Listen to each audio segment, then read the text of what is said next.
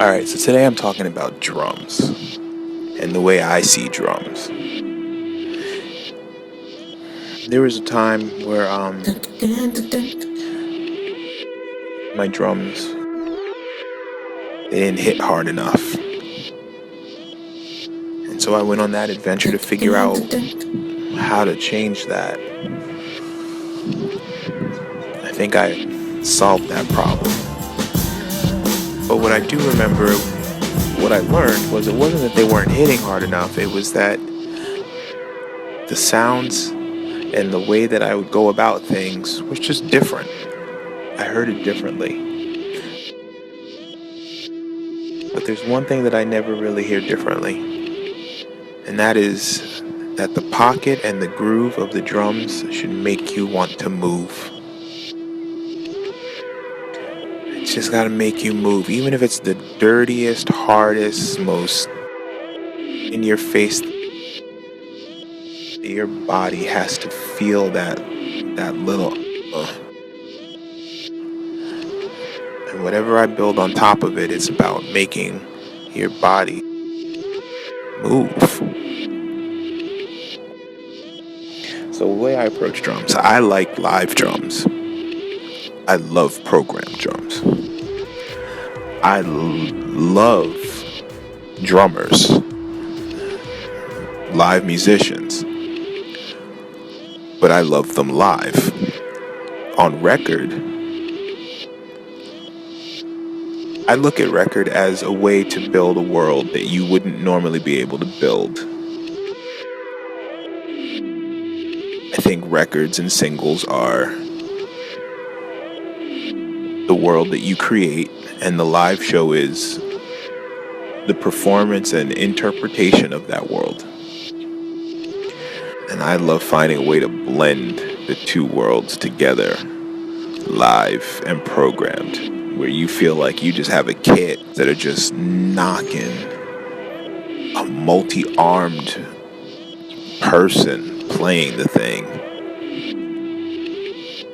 You know, there's some people that really influenced me on different sides. On the hip-hop side, I always thank my friend, my boy, Devon, for introducing me to Dr. Dre. When we were younger, Dre is...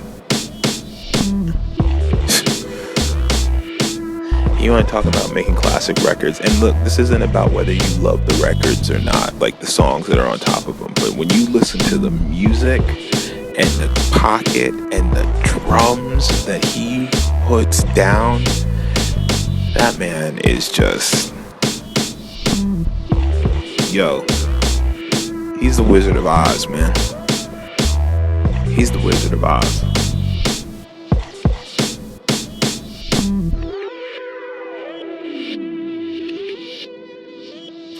Then on the other side, you've got a drummer like Dave Grohl with the Foo Fighters and Queens of the Stone Age, and of course Nirvana and all the stuff that you see him get down with. It's like Dave Grohl is. He doesn't do this often. Only when we play with Zeppelin or something. This guy shouldn't be singing this show. I can look at his band Foo Fighters and be like, they write great songs, said you shouldn't sing. nothing taken away. That's work ethic. And then you listen to the drums and it's like, Best work ethic I've ever met rocking. and he went on drums, and I know he's got Taylor Hawkins is the drummer, right?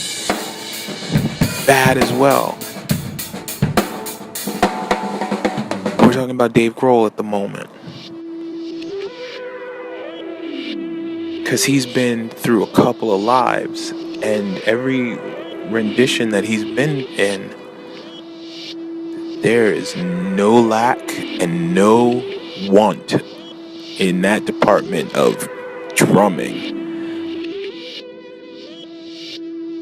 So, as I'm putting together thoughts and projects and producing, putting my and together and stuff, I'm thinking about all these things and how you choose so that your end result, you sum them together, it just lights itself on fire. All you had to do was add gas,